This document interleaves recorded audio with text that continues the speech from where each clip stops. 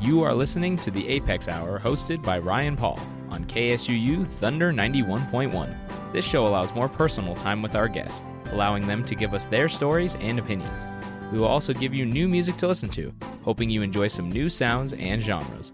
Welcome to this episode of the Apex Hour.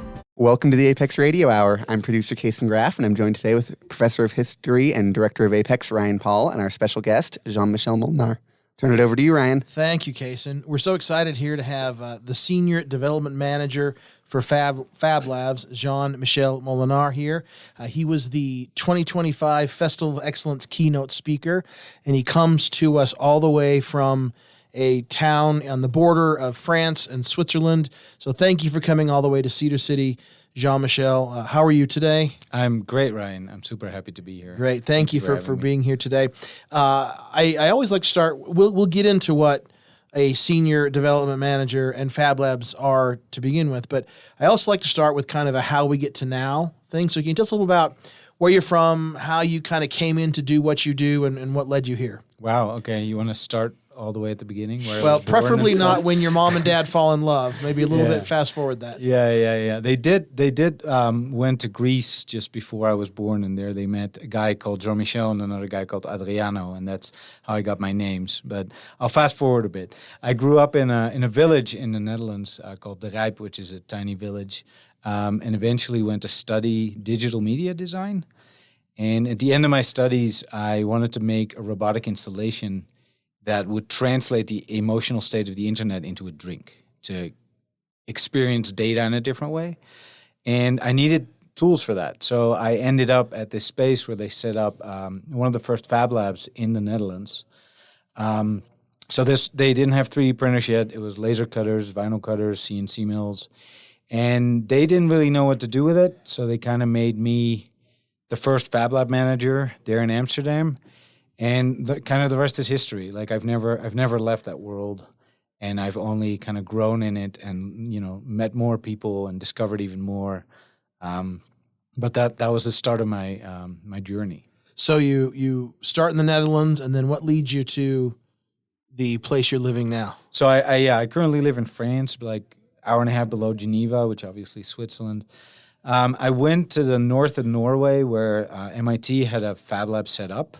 And it kind of used that to, sometimes you have the kind of student that needs to be isolated to do really good stuff. And so they send these students there for sometimes a month to just work on projects. And since it was in the middle of nowhere, there was no distractions. There was nothing else you could do except hike, by the way. And so we discovered that they were organizing these boot camps. So they were organizing these month-long courses to learn how to use Fab Labs, how to use all the technology. And so I somehow convinced the organization I was interning at to send me there for a month, fully paid. And that's where I met Neil Gershenfeld, who invented the Fab Labs. I met Sherry Lassiter, who is the director of the Fab Foundation, the organization I work for. But I also met people from India. There's a wonderful professor, Dhananjay Gadre. I met people from Africa. Kamau from Kenya, who set up an incubator called Gearbox, which became hugely successful. Really people from all over the globe. And for the first time in my life, I didn't feel crazy, right? Because I always had this notion that bits and atoms, so, data and things are kind of two sides of the same coin, and you can go from the one to the other and vice versa. And often when I spoke to people about this stuff, they thought I was a bit off. And there I spoke to people about it, and they were all like, yeah, that's exactly how things are. So you found your tribe. Yeah, I found my tribe. Yeah, exactly. Yeah. So let's rewind a little bit and talk about exactly what a Fab Lab is. Right. So a Fab Lab came to be because Neil wanted to somehow work towards the Star Trek replicator, right? So this machine that makes anything anywhere. For those of you who haven't seen Star Trek or science fiction, it's basically a machine that you go up to it and you input what you want, or you say to it what you want, and it will molecularly assemble that thing. Captain Picard has this famous phrase where he goes up to the machine and he goes, Earl Grey, hot. And it makes him the cup and the spoon and the sugar and the Earl Grey and all that stuff. And so to do the research to get there, he created a space with digitally controlled machines that kind of can work in all sorts of scales. So you can make really big stuff, but you can also make really, really small things.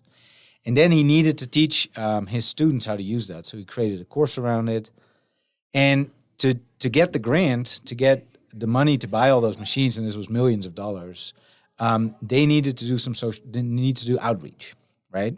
So they decided as the outreach project to set up a fab lab downtown Boston for underserved communities, but also create a fab lab in India. I forget exactly where, Vigram Ashram it's called.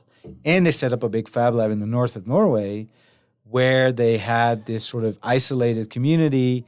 And so the goal was like, okay, can we give these communities the kind of the same tools, and can we help them be more self-sustainable? Can we help them find solutions that work for them? So we're not going to tell them what to do. We're just going to teach them how to use the tools. And then additionally, they put all that stuff kind of free online. So they were like, hey, we're doing this Fab Lab thing where you can make almost anything.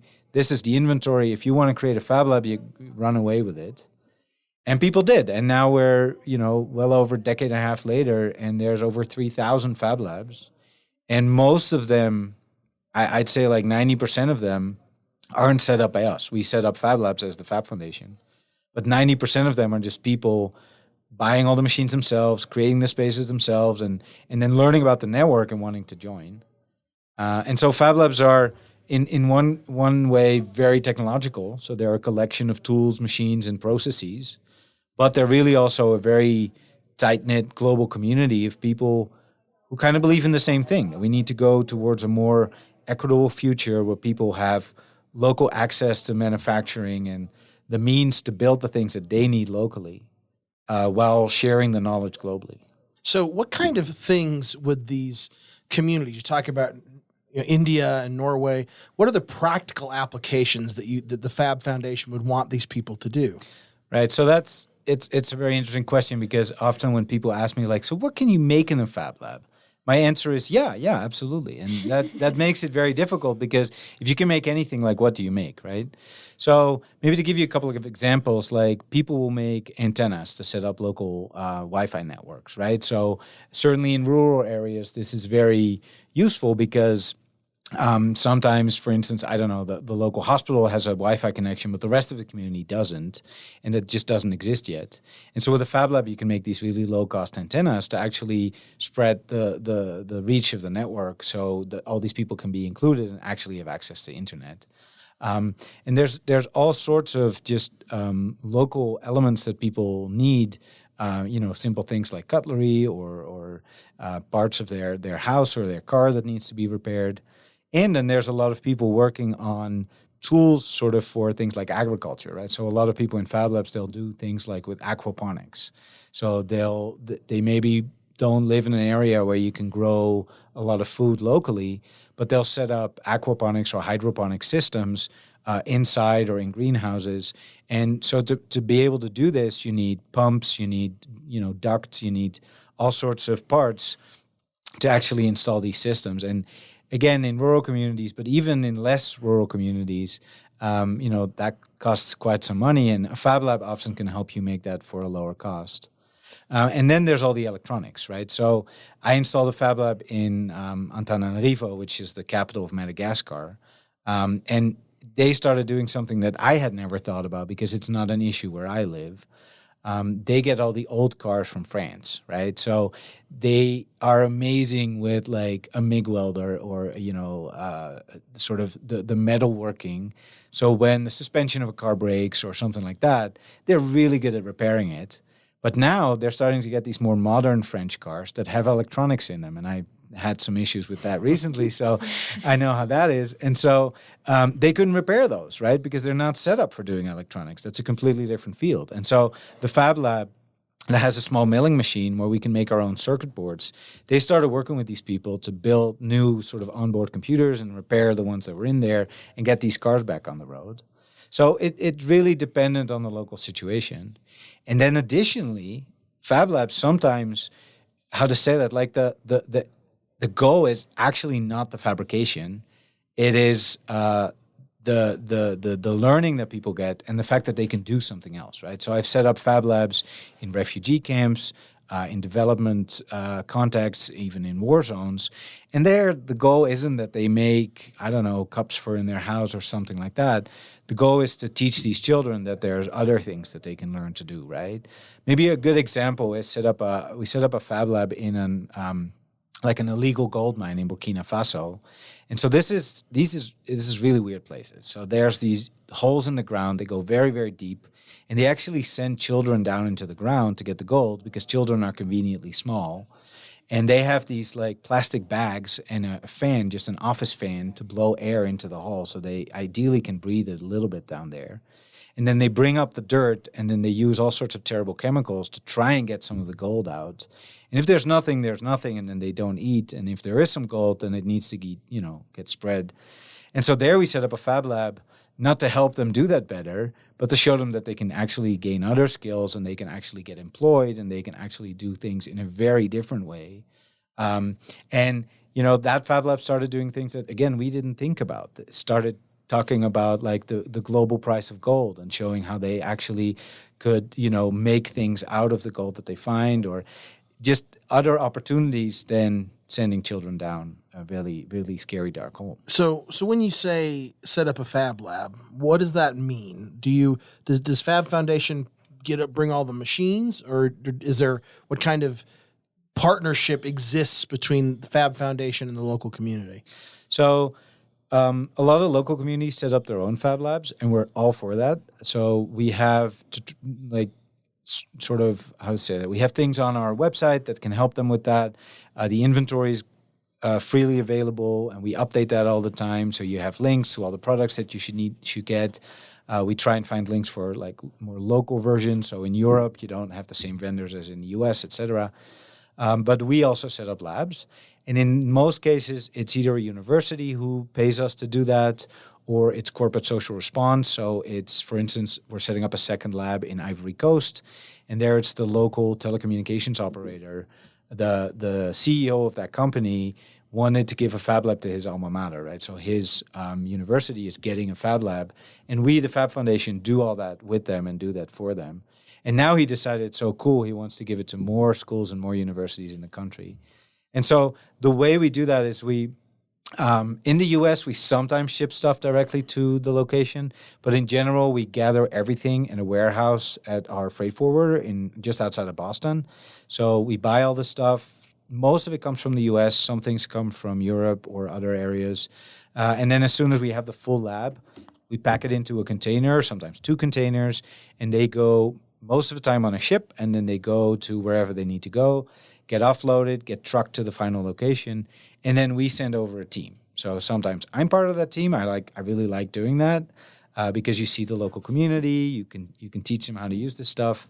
But we have, I have good friends all over the globe who can do this stuff for us. So there's Abu in Kenya who does a lot of our installations. There's Sibu from India, who actually now is in Armenia installing a Fab Lab.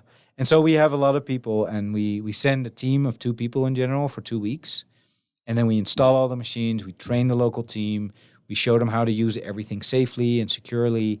And then we work with them to kind of integrate it in whatever they do. So if it's a community center, we show them how they can bring in community for workshops.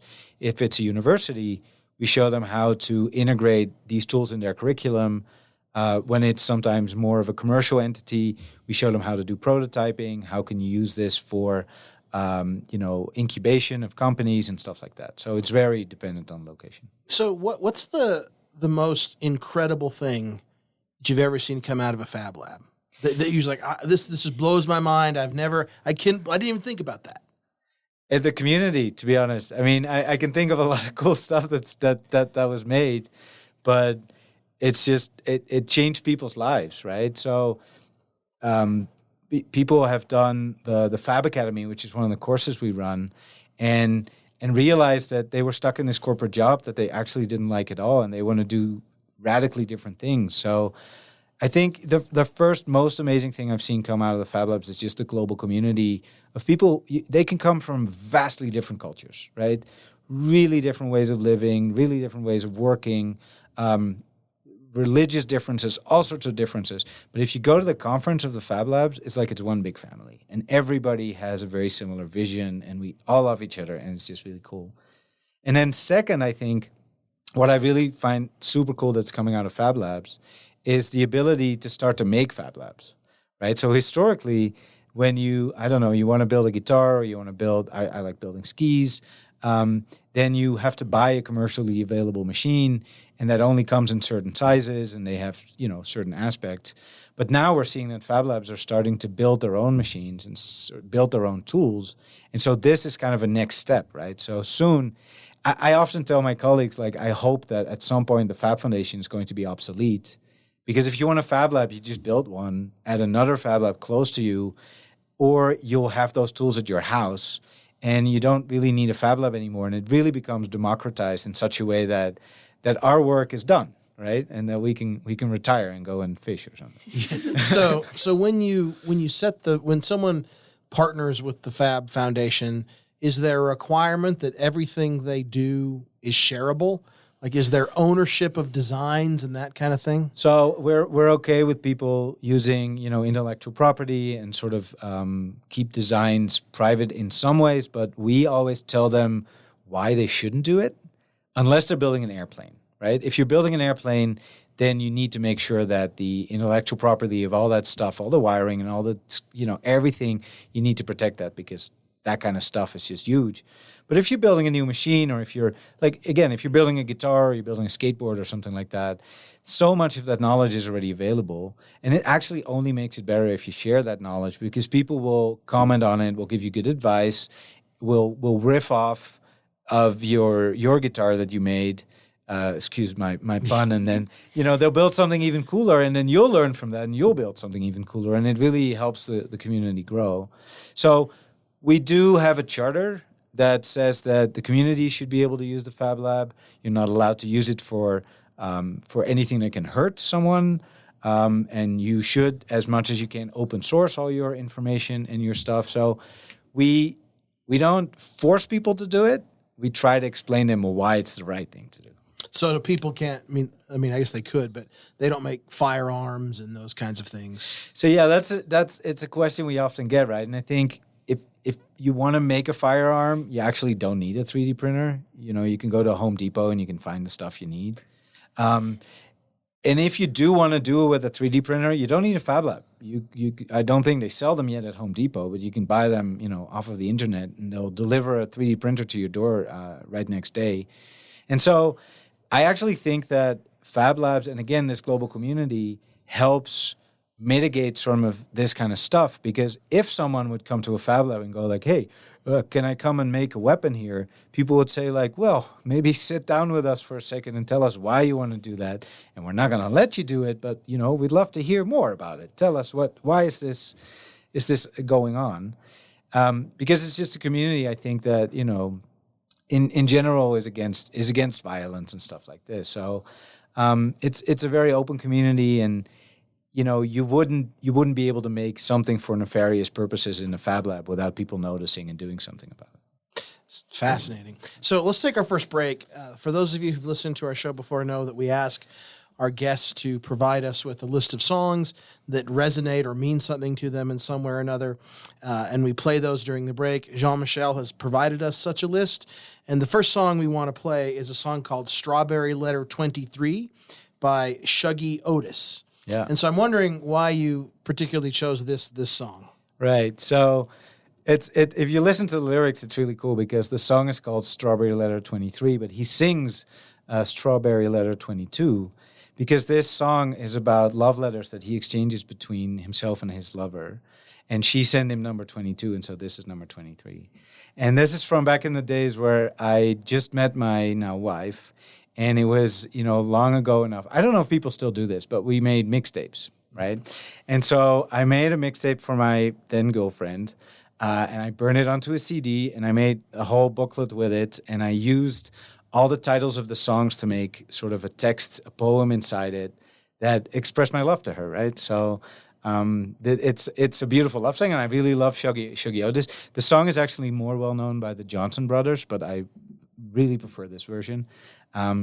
And so, yeah, I wanted to put this one on for my wife, Maud. So if you're listening, Maud, I love you, and this one's for you. All right. This is Strawberry Letter 23 by Shuggy Otis for Maud. Bring. That was Strawberry Letter 23 by Shuggy Otis and For Mod. You're listening to the Apex Radio Hour here on KSUU Thunder 91.1. I'll turn it back to you, Ryan. Thank you, Kaysen. So we're talking about these maker spaces. We're here with our friend Jean-Michel Molenaar. And what's the most important skill that you think someone who works at a fab lab or uses a fab lab needs to cultivate? Being able to explain things to sort of all levels of understanding of this, right? So sometimes what happens when you're in a fab lab, when you spend a lot of time around this kind of stuff, things become so normal that it's actually hard to realize how many people don't know about these things, right? So if I'm explaining a laser cutter, I'll just go like, so there, this is this, and that's the flying optics there, and that's the CO2 tube, and, and then the beam goes through this culminator, and then it goes here. And then most people will have at least 3 words in those sentences that they don't know what it means, right? And so I think one of the most important things in a fab lab for someone managing a fab lab is understanding how much people understand and then being able to understand it sort of at a very basic level, but then moving all the way up to specialists and talk with them about, oh, you want to build your own laser cutter. Okay, well, these are some, engineering things that you need to think about when you're doing this. Or, oh, you want to do a more advanced project with a 3D printer. Well, here's like the whole range of materials you could use, and here's all their properties and their mechanical properties, something you wouldn't talk about with a beginner, right? So I think, and then when it comes to the actual skills around this stuff, most of the times what we've seen, and I hope I don't offend anyone with that, but it's often easier to teach someone who's really good with computers to use all the machines than someone who's really good like with machines, more older machines, right? So manual mills and manual lathes, it's very useful to be able to use those. But in general, it's easier to get someone up to speed, to get someone to be able to manage a fab lab if they're really comfortable with computers, because all the tools in a fab lab are computer controlled. So if you want to send anything to any of the machines, you need to know how to design on a computer, how to use it to transfer data from the computer to the machine, how to monitor, all those kind of things. So that's often a skill that's more important. So you've talked about the global community of fab labs. So what the organization, the Fab Foundation, you're pretty global as well as a group, right? Right. So I mean, we're actually building a headquarters in Boston in Kendall Square, which is really exciting. But a lot of my colleagues are spread out over the USA, and our communications manager is in Barranquilla in Colombia. I'm in this little village in France. Abu is in Ghana. Cebu is in Kerala in India.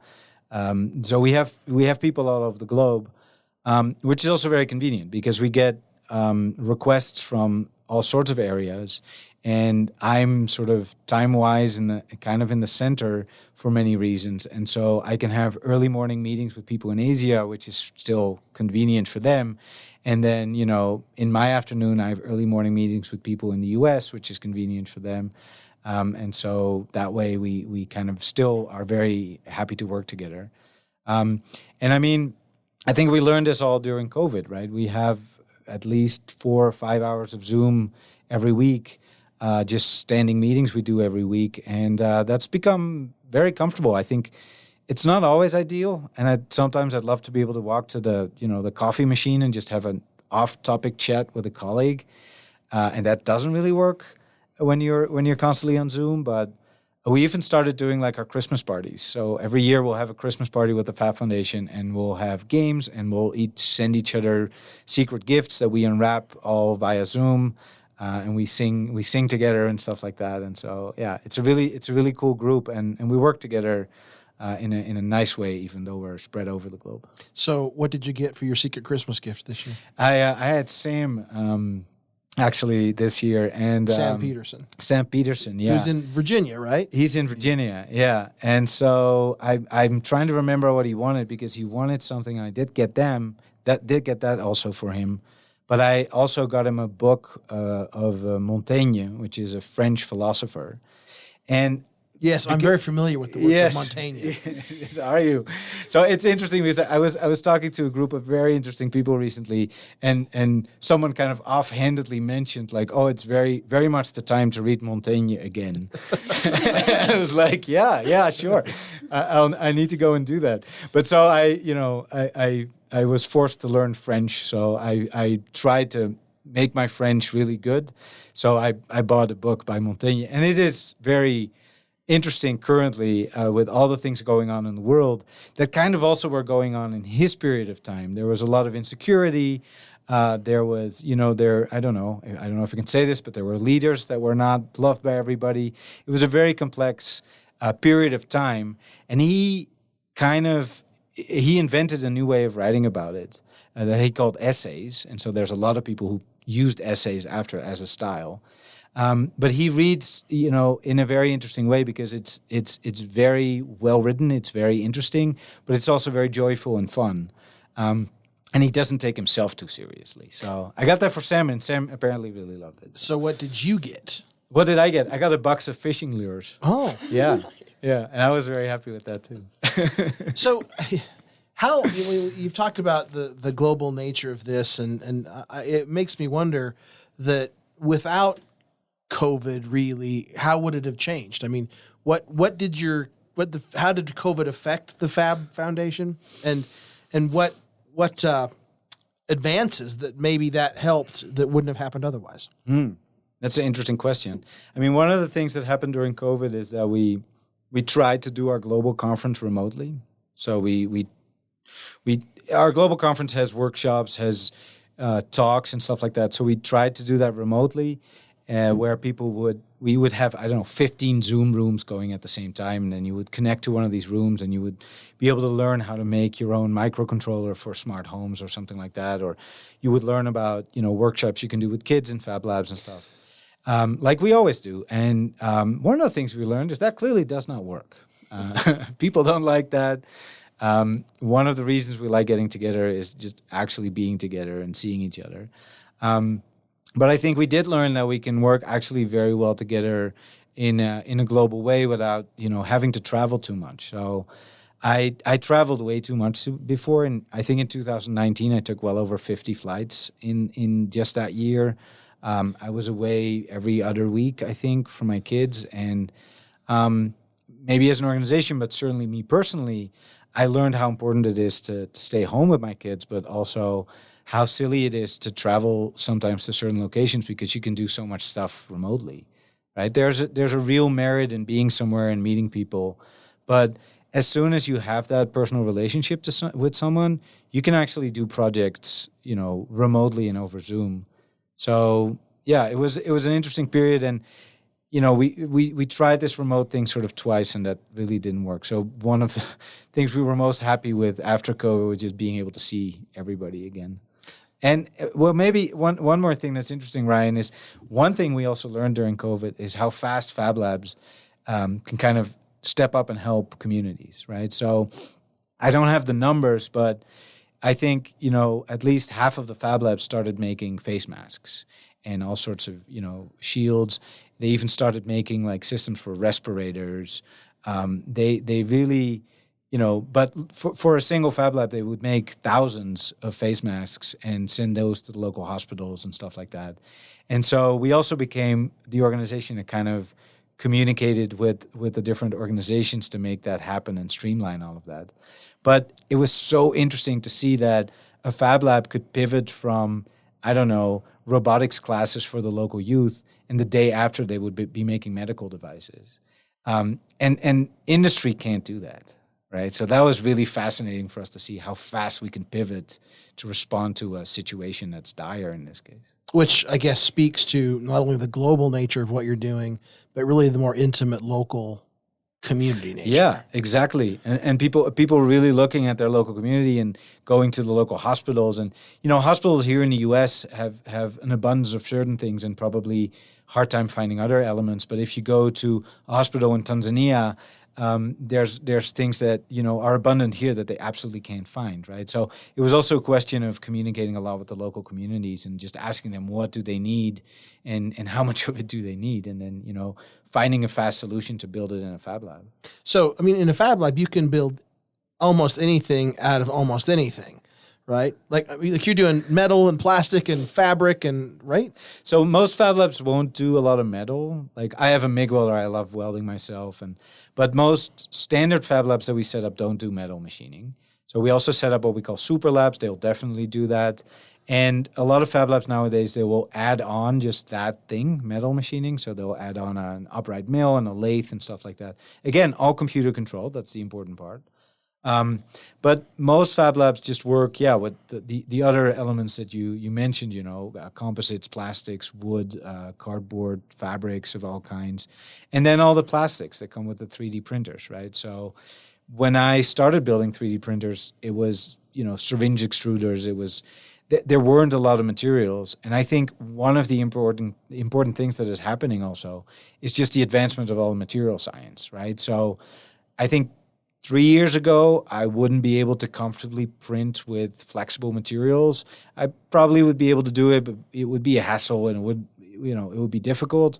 And I recently started, for now I only made a prototype, but I'll get there. I started printing soles to make my own shoes out of TPU, which is a flexible filament, which again isn't something that you could easily get before, but now it's very common.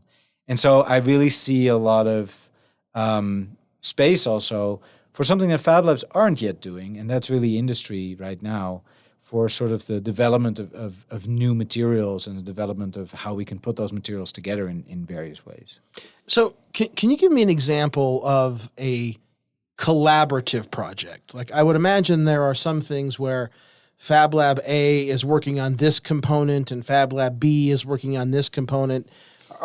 Are there those kind of projects where you're linking the Fab Labs together for one specific goal? I don't think that I personally don't have any examples where we make different parts of it sort of the same final object in different Fab Labs. It's more of a question of working together on a certain technology. So, for instance, recently I went to Amsterdam for a boot camp, and we had just discovered this new thing which is called Meshtastic. So this is software that you run on LoRa chips, and LoRa stands for long range. And so these are basically radio chips. This stuff has been around for a long time, but now it's becoming way cheaper than it ever was. It's easier to program. It's becoming available. And so what we see now between different fab labs is we're trying to build these mesh networks, so these networks where you can use sensors to gather data of, water quality or temperature or air quality or air temperature and those kind of things. And without having the need of the internet or, a telephone network, you can still, via all these very cheap little nodes, get all that data back to your location wherever you are, and then share that data with the world. And so instead of, prototyping one of these and then prototyping another and then doing 10 iterations in one fab lab, we do a prototype in one of the fab lab while the other fab lab is doing it similar but not exactly the same, and the third fab lab is doing something a little bit different as well. And then we kind of get back together and share all the learnings and then do 3 more versions. So it's kind of also a way of iterating way faster. Because we sometimes, compare ourselves to, like, when it comes to computation, we're spread out in the same way as, like, computers are now for the cloud.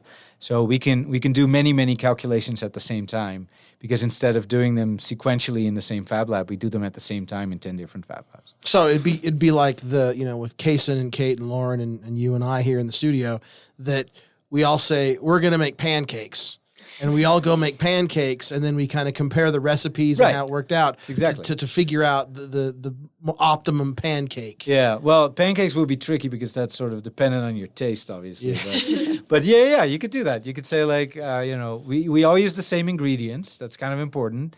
We all use the same tools, right? Because if your skillet is very different than mine, it may not work.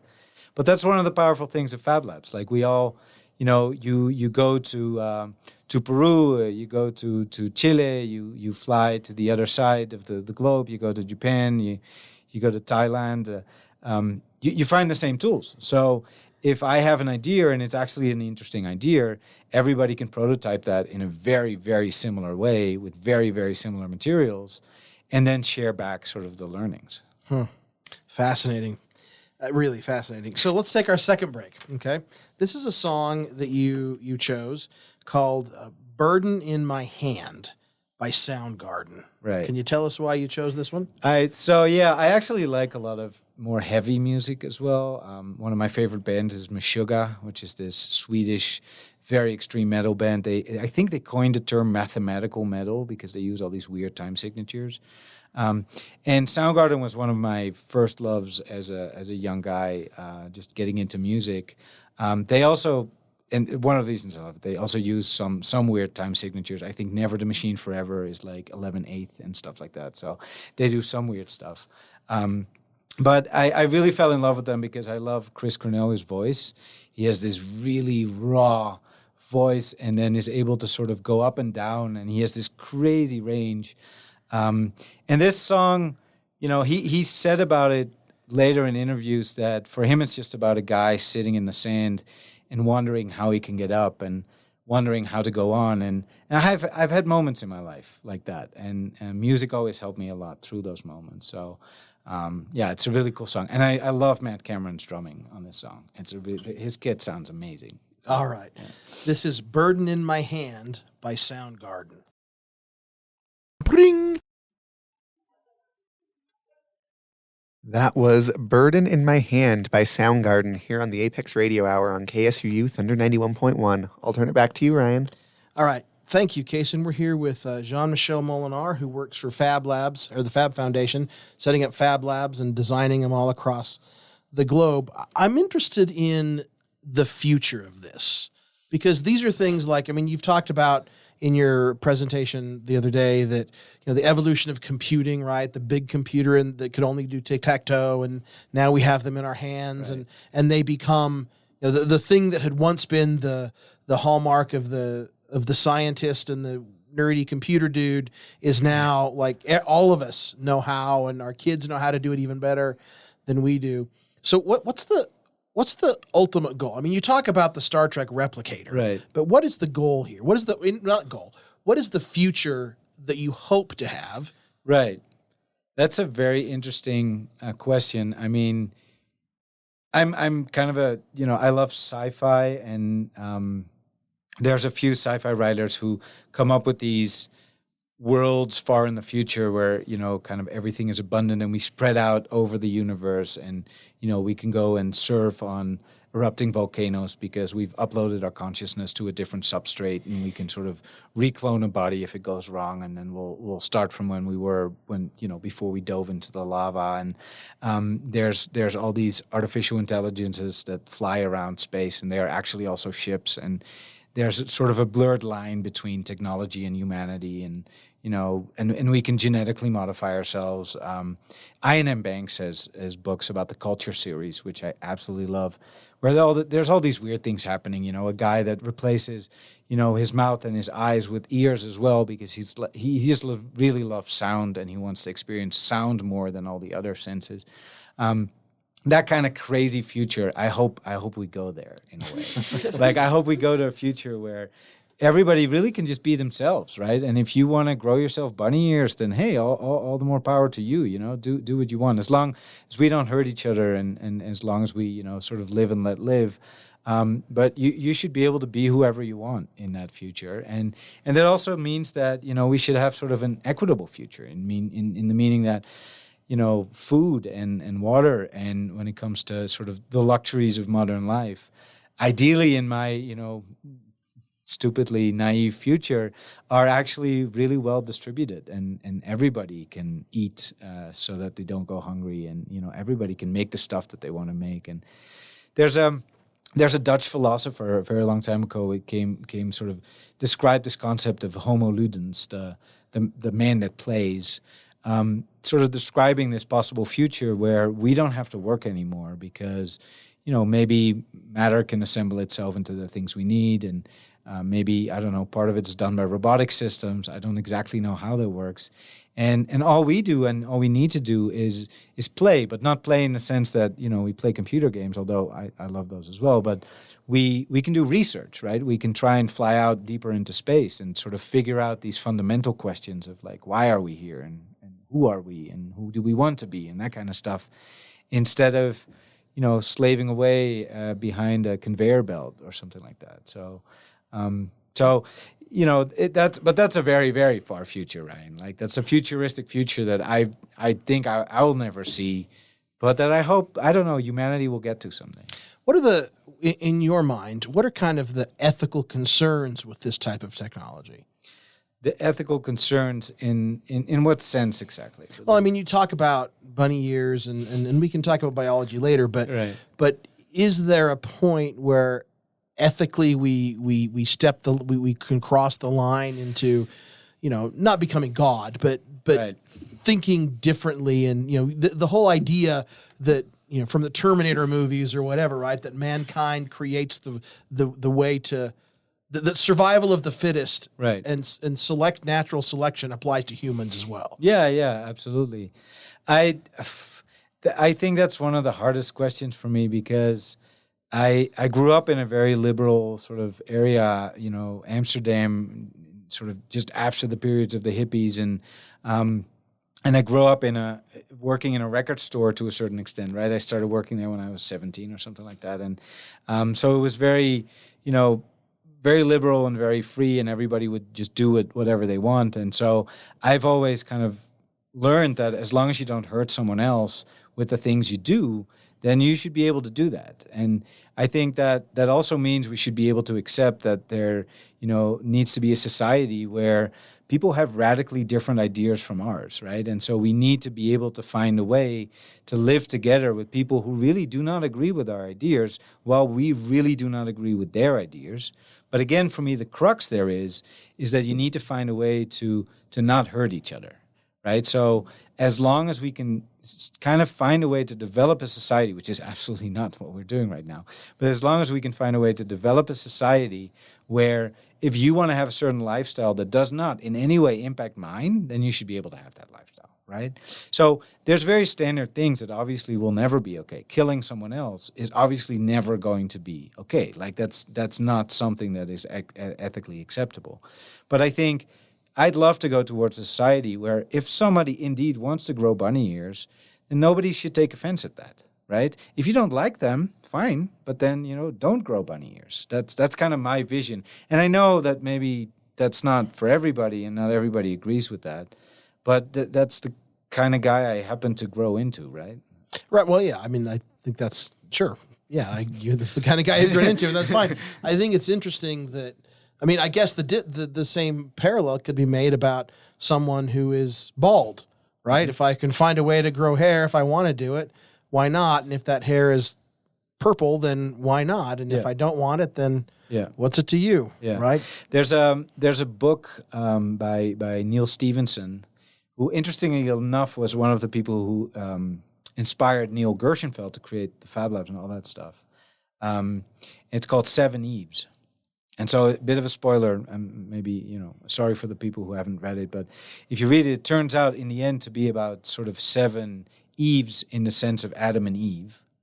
There's a huge cataclysmic event that kind of wipes out most of humanity, but then seven women manage to escape, and they kind of recreate humanity. But they do that in such vastly different spaces and vastly different areas that when eventually they all come back to the planet, when it's habitable again, they're unrecognizable, right? So they're all still human in some way, but they're all evolved and all changed in such a radical way that you can barely recognize how they came from the same human beings. I'm sure focused also on the environment in which they've chosen exactly. There's people who live underwater. Yeah. And people who live in space. So right? I'm fascinated by this idea you've talked about, and this is how it kind of made sense to me about the idea of stuff and the consumer of one, and you compared it to like apps on your phone. Right. Can you talk about that? Yeah. So I think if we do this right and we move forward the way I hope we do, then my children probably, when they are my age, they'll have the relationship with objects that I have with applications on my phone, in the sense that if I need something, I'll download it to my phone, I'll use it as long as it's useful or interesting to me, and then if I'm done using it, I'll remove it. And as soon as I remove it, the space on my phone is available again. It doesn't leave a trace. It doesn't create any waste. It obviously uses electricity, right? But it doesn't create any waste other than the fact that it was on my phone and now it no longer is. And so I think we're going towards a future. And the Star Trek replicator, I think, is important you shouldn't take that too serious, in the sense that it's not going to be that we all have this device in our house where you walk up to the device and you go, you tell it what you want, it makes it.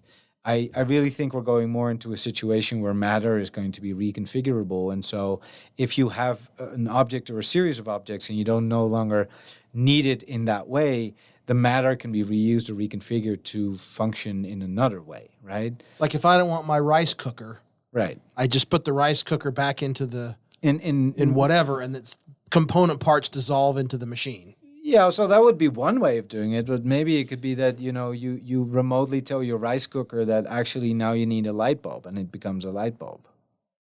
So I think there's this concept of now we need machines to build stuff, right? And we're starting to build machines with machines. And so the next step to a certain extent could be that machines can build machines themselves, which is something that a lot of people are already doing research in, robots building other robots. And then we're going to von Neumann, who came with this automata, and that, you shoot this into space and then 100 years later it comes back and it consumes all matter in space and just makes the same thing. So I hope that doesn't happen. But and then ideally you go to the next step where you don't need machines anymore because matter becomes programmable. And then, you can have anything in any shape you like because you don't actually need the tool to make the thing you need, because the thing you need can become what you need.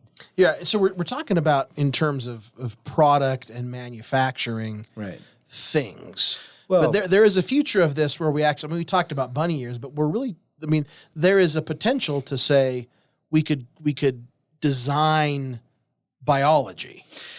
We're already doing that. Right, so there's a company called Ginkgo Bioworks that makes they don't make custom molecules. I hope I'm going to explain this right. But my understanding of what they do is that instead of, let me give you an example. For instance, historically, if Dior wants to create a fragrance, right, they go and find these rose petals. And then they'll distill these down, and then you get the molecules from those specific rose petals that only grow in a certain location. And then they put that in, water and other chemicals and whatnot, and that becomes a fragrance they can sell.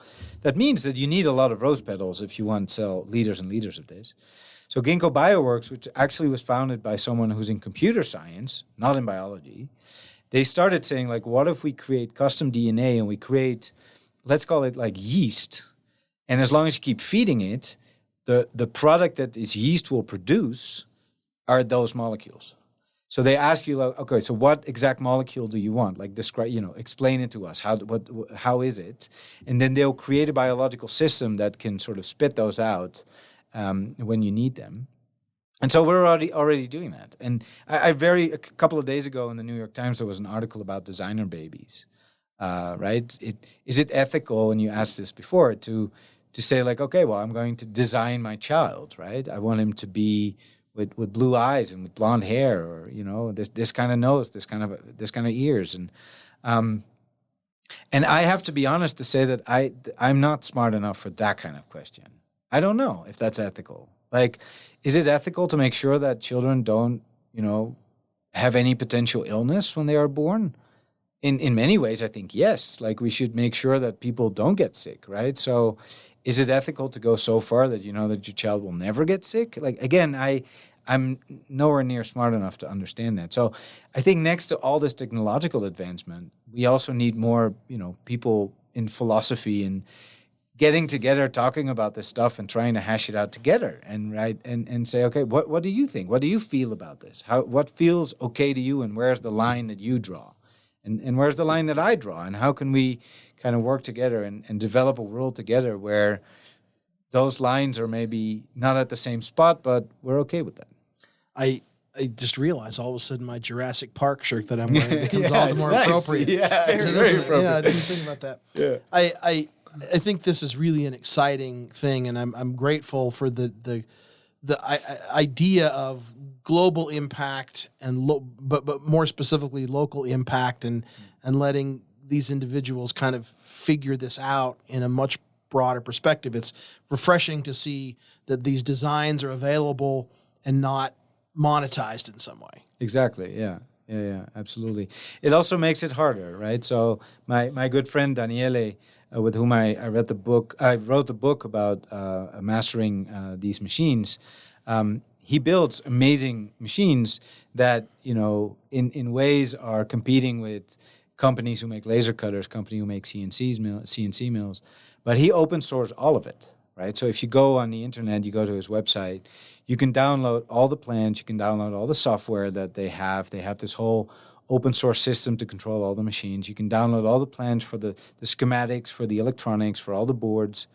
And this is really hard, right? There's a lot of companies doing this for a long time. Prusa, making these cool 3D printers, are very much the same. And I was there recently, and they explained me how they are slowly kind of forced to move away from that model because they're just seeing a lot of other companies create clones of their printers for just a little bit cheaper, right? And so they spend, in many cases, millions of euros or dollars developing this technology and inventing new systems that work, way better than what we had before, only to then see other companies use it exactly the same way. So I love open source, and I really believe in it.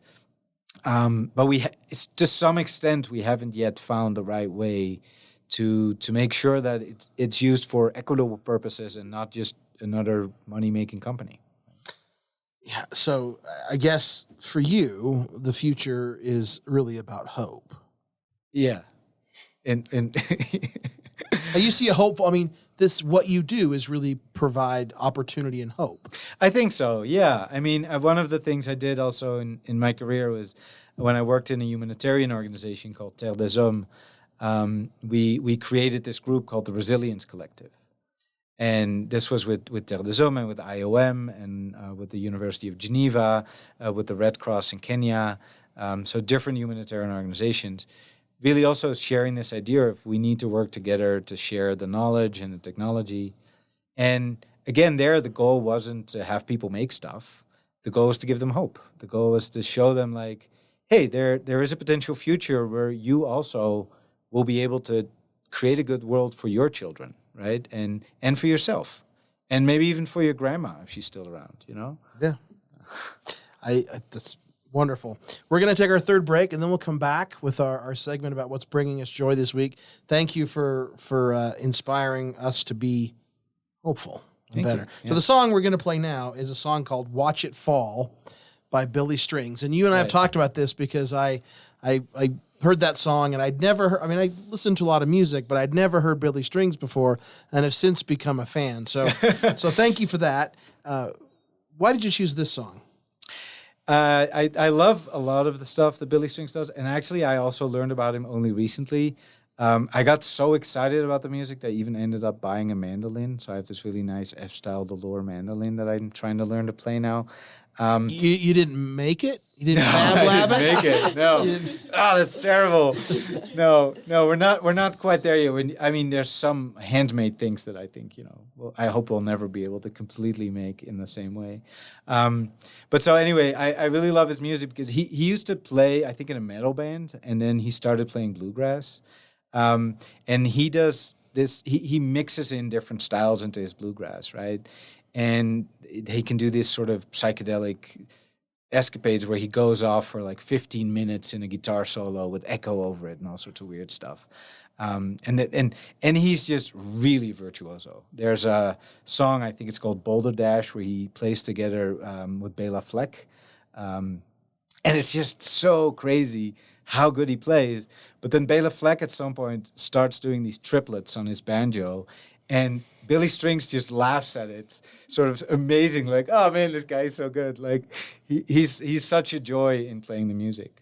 And so why this song? Well, I think the lyrics are very, very relevant. How long until there's nothing left at all? It comes to my side of like the technology isn't enough. We need to work a lot on our societies, not one of them, but all of them. Okay, I think this is "Watch It Fall" by Billy Strings. Bring. That was Watch It Fall by Billy Strings here on the Apex Radio Hour. Back to you, Ryan. Okay, thank you, Kaysen.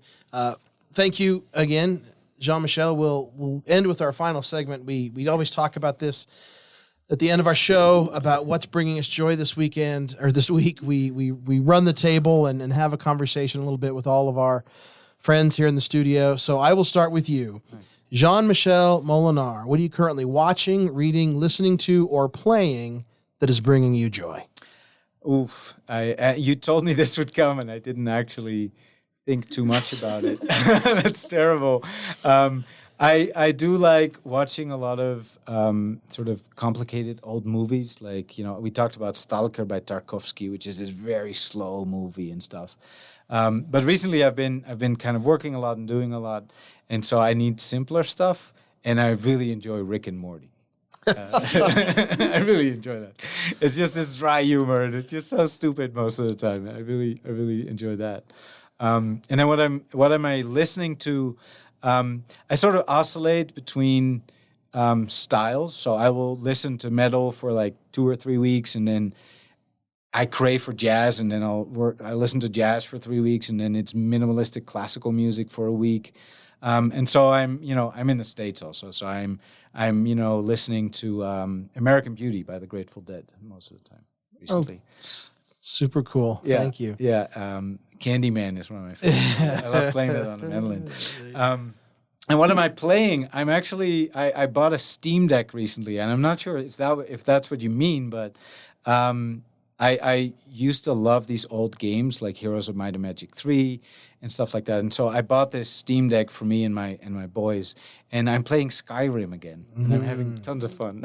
Right, for me and my boys. You bought it for me and my boys. Yeah. It's with me and my luggage. There you go. Yeah.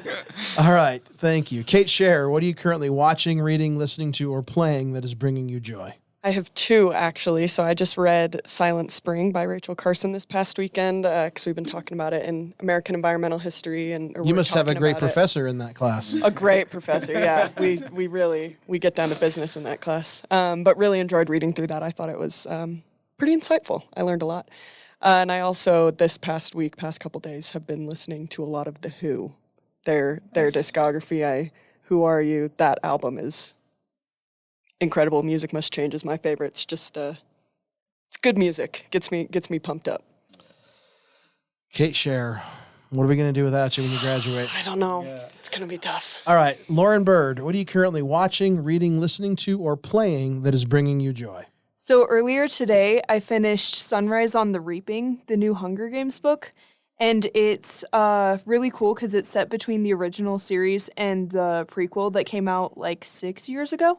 So it's fun to see characters from both. And then Haymitch is just a really, really interesting character. So that was really fun to listen to. Okay, thank you. Kaysen Graff, what are you currently watching, reading, listening to, or playing that is bringing you joy? So yesterday at, I don't remember what time it was exactly, but Senator Cory Booker broke the record for the longest speech on the floor of the Senate in U.S. history. And that brought me quite a lot of joy, both because I like seeing records get broken, but also because I don't think I'm allowed to use the language I want to use on air to describe the person who used to hold that record. So just go Google Strom Thurmond. He's kind of terrible. Not even kind of, he's awful. So that brought me a lot of joy to watch that happen yesterday. Well, yesterday at time of recording, it'll be 2 days old by the time this goes on air. How long was that, Casey? 25 hours was the new record. What? 25 hours. So you can stop talking when somebody asks you a question, but you can't leave the floor of the Senate at all. So he stood at this podium for a little over 25 hours. The old record, what was set by Strom Thurmond in 1957, He set up a bathroom just off the floor of the Senate so that he could use it while still having a floor on the floor of the Senate.